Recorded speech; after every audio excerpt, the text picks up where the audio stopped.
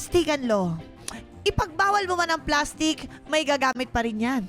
Parang plastic na tao lang yan kahit saan nandyan. Kaya wag mo nang patulan.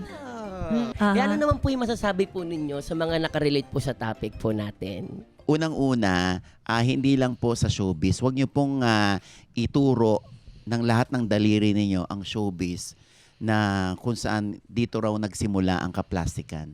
Noon pa hong panahon. Kapag tayo po pag ipinanganak, kakambal na ho natin yan. Yung kaplastikan.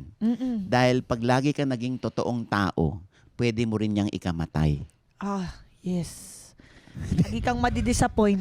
Diba? Basta sa bawat problema, sa bawat sitwasyon na harapin natin, kaya lang dapat natin siyang solusyonan, kaya natin siyang harapin, Yes. tanggapin.